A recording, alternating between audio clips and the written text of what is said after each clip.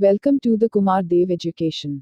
निबंध भय। रामचंद्र शुक्ल। किसी आती हुई आपदा की भावना या दुख के कारण के साक्षात्कार से जो एक प्रकार का आवेगपूर्ण अथवा स्तंभ कारक मनोविकार होता है उसी को भय कहते हैं। क्रोध दुख के कारण पर प्रभाव डालने के लिए आकुल करता है और भय उसकी पहुंच से बाहर होने के लिए। क्रोध दुख के कारण के स्वरूपोध के बिना नहीं होता। यदि दुख का कारण चेतन होगा और यह समझा जाएगा कि उसने जानबूझकर दुख पहुंचाया है, तभी क्रोध होगा। पर भय के लिए कारण का निर्दिष्ट होना जरूरी नहीं, इतना भर मालूम होना चाहिए कि दुख या हानि पहुंचेगी। यदि कोई ज्योतिषी किसी गंवार सा कहे कि कल तुम्हारे हाथ पांव टूट जाएंगे, तो उसे क्रोध न आएगा, भय होगा। पर उसी से यदि कोई दूसरा आकर कहे कि कल अमुक अमुक तुम्हारे हाथ पैर तोड़ देंगे, तो वह तुरंत त्योरी बदल कर कहेगा कि कौन है हाथ पैर तोड़ने वाले, देख लूंगा। भय का विषय दो रूपों में सामने आता है, असाध्य रूप में और साध्य रूप में।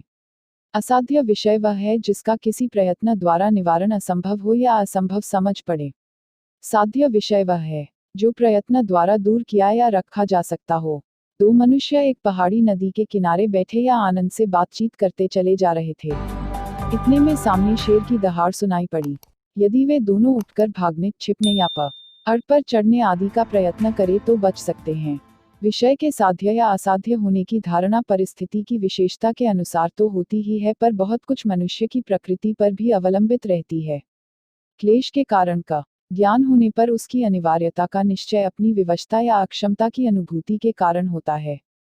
यदि यह अनुभूति कठिनाइयों और आपत्तियों को दूर करने के अनभ्यास या साहस के अभाव के कारण होती है, तो मनुष्य स्तब्ध हो जाता है और उसके हाथ पांव नहीं हिल सकते। पर कड़े दिल का या साहसी आदमी पहले तो जल्दी डरता नहीं, और डरता भी है तो संभल कर अपने बचाव के उद्योग में लग जाता है। भय जब स्वभावगत हो जाता है तब कायरता ही भीरुता कहलाता है और भारी दोष माना जाता है, विशेषतः पुरुषों में। स्त्रियों की भीरुता तो उनकी लज्जा के समान ही रसिकों के मनोरंजन की वस्तु रही है। पुरुषों की भीरुता की पूरी निंदा होती है। ऐसा जान पड़ता है कि बहुत पुराने जमाने से पुरुषों ने न डरने का ठेका ले रखा है। भीरुता के संयोजक अवयवों में क्लेश सहने की आवश्यकता और अपनी शक्ति का अविश्वास प्रधान है। शत्रु का सामना करने से भागने का अभिप्राय यही है कि भागने वाला शारीरिक पीड़ा नहीं सह सकता, तभी अपनी शक्ति के द्वारा उस पीड़ा से अपनी रक्षा का विश्वास नहीं रखता। यह तो बहुत पुरानी चाल की भीरुता हुई। जीवन के और अनेक व्यापारों में भी भीरुता दिखाई देती है। अर्थहानि के भय से बहुत से व्यापारी कभी कभी किसी विशेष व्यवसाय में हाथ नहीं डालते। परास्त होने के भय से बहुत से पंडित कभी कभी शास्त्रार्थ से मुंह चुराते हैं। इस प्रकार की भीरुता की तह में सहन करने की अक्षमता और अपनी शक्ति का अविश्वास छिपा रहता है। भीरु व्यापारी में अर्थहानि सहने की अक्षमता और अपने व्यवसाय कौशल पर अविश्वास तथा भीरु पंडित में मानहानि सहने की अक्षमता और अपने विद्या बुद्धि बल पर अविश्वास निहित है।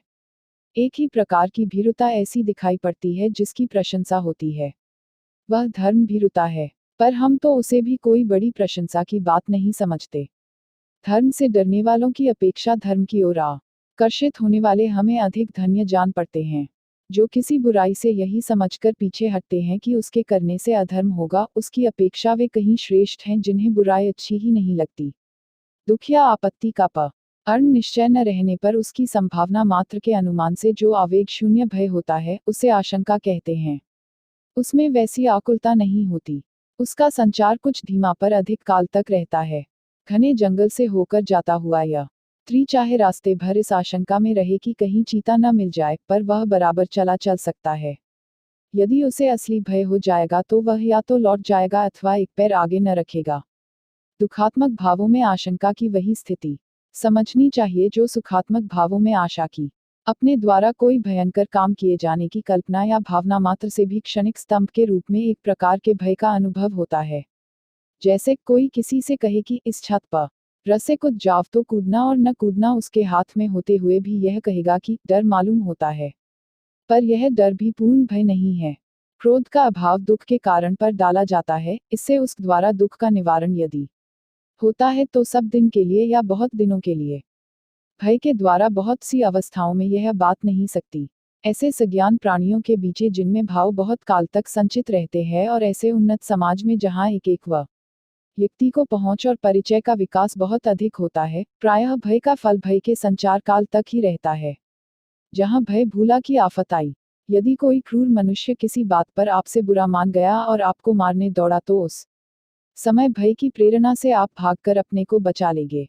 पर संभव है कि उस मनुष्य का क्रोध जो आप पर था उसी समय दूर न हो, बल्कि कुछ दिन के लिए वैर के रूप में टिक जाए, तो उसके लिए आपके सामने फिर आना कोई बड़ी बात न होती। प्राणियों की असभ्य दशा में ही भय से अधिक काम निकलता है, जबकि समाज का ऐसा गहरा संगठन नहीं होता है कि बहुत से लोगों को एक दूसरे का पता और उसके विषय में जानकारी रहती हो। जंगली मनुष्यों के परिचय का विस्तार बहुत थोड़ा होता है। बहुत सी ऐसी जंगली जातियां अब भी है जिनमें कोई एक व्यक्ति 20-25 से अधिक आदमियों को नहीं जानता। अतः उसे 10-12 कोस पर ही रहने वाला यदि कोई दूसरा जंगली मिले और मारने दौड़ अड़े तो वह भागकर उसे अपनी रक्षा उसी समय के लिए ही नहीं बल्कि सब दिनों से लिए कर सकता है। पर सभ्य, उन्नत और विस्तृत समाज में भय के द्वारा स्थायी रक्षा की उतनी संभावना नहीं होती। इसी से जंगली और असभ्य जातियों में भय अधिक होता है। जिससे वे भयभीत हो सकते हैं उसी को वे श्रेष्ठ मानते हैं और उसी की स्तुति करते हैं। उनके देवी देवता भय के प्रभाव से ही कल्पित होते हैं। किसी आपत्ति या दुख से बचे रहने के लिए अधिकार वे उनकी पूजा करते हैं।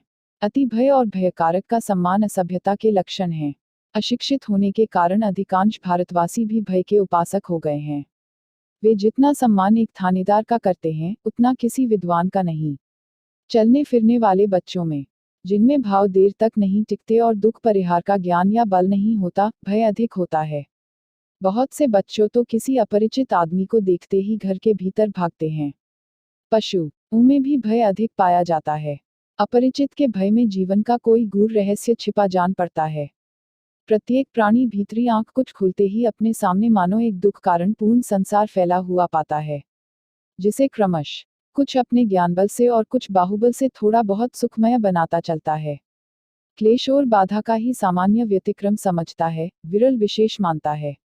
इस विशेष से सामान्य की ओर जाने का साहस उसे बहुत दिनों तक नहीं होता। परिचय के उत्तरोत्तर अभ्यास के बल से अपने माता पिता या नित्य दिखाई पड़ने वाले कुछ थोड़े से और लोगों के ही संबंध में वह यह धारणा रखता है कि मुझे सुख पहुंचाते हैं और कष्ट न पहुंचाएंगे, जिन्हें वह नहीं जानता। जो पहले पहल उसके सामने आते हैं उनके पास वह बेधड़क नहीं चला जाता।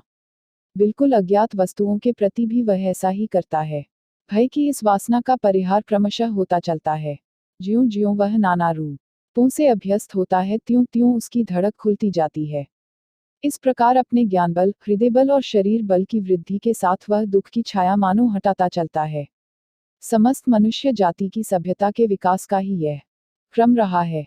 भूतों का भय तो अब कुछ छूट गया है। पशुओं की बाधा भी मनुष्य के लिए प्रायः नहीं रह गई है, पर मनुष्य के लिए मनुष्य का भय बना हुआ है। इस भय के छूटने के लक्षण भी नहीं दिखाई देते। अब मनुष्यों के दुख के कारण मनुष्य ही है। सभ्यता से अंतर केवल इतना ही पड़ा है कि दुख दान की विधियां बहुत गूढ़ और जटिल हो गई हैं। उनका क्षोभकारक रूप बहुत से आवरणों के भीतर ढक गया है। अब इस बात की आशंका तो नहीं रहती है कि कोई जबरदस्ती आकर हमारे घर, खेत, बाग बगीचे, रुपये पैसे छीन न ले, पर इस बात का खटका रहता है कि कोई नकली दस्तावेजों, झूठे गवाहों और कानूनी बहसों के बल से हमें इन वस्तुओं से वंचित न कर दे। दोनों बातों का परिणाम एक ही है। एक एक व्यक्ति के दूसरे दूसरे व्यक्तियों के लिए सुखद और दुखद दोनों रूप बराबर रहे हैं और बराबर रहेंगे। किसी प्रकार की राजनीतिक और सामाजिक व्यवस्था एकाशाही से लेकर साम्यवाद तक इस दोरंगी झलक की दूर नहीं कर सकती। मानवीय प्रकृति की अनेक रूपता शेष प्रकृति की अनेक रूपता के साथ साथ चलती रहेगी।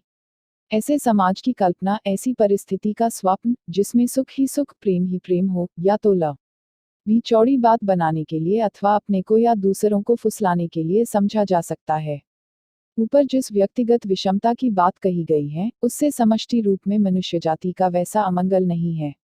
कुछ लोग अलग अलग यदि क्रूर लोभ के व्यापार में रत रहे तो थोड़े से लोग ही उनके द्वारा दुखी या ग्रस्त होंगे।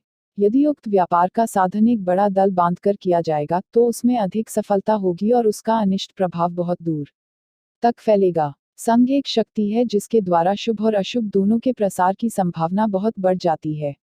प्राचीन काल में जिस प्रकार के स्वदेश प्रेम की प्रतिष्ठा यूनान में हुई थी उसने आगे चलकर यूरोप में बड़ा भयंकर रूप धारण किया। अर्थशास्त्र के प्रभाव के अर्थोन्माद का उसके साथ संयोग हुआ और व्यापार, राजनीति या राष्ट्रनीति का प्रधान अंग हो गया।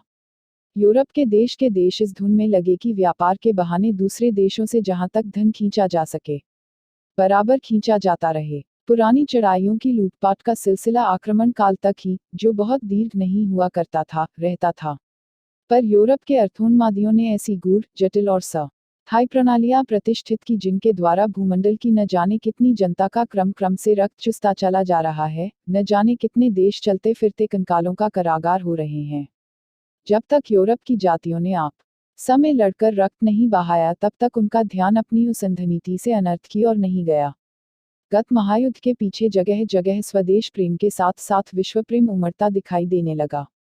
आध्यात्मिकता की भी बहुत कुछ पूछ होने लगी, पर इस विश्व प्रेम और आध्यात्मिकता का शाब्दिक प्रचार ही तो अभी देखने में आया है।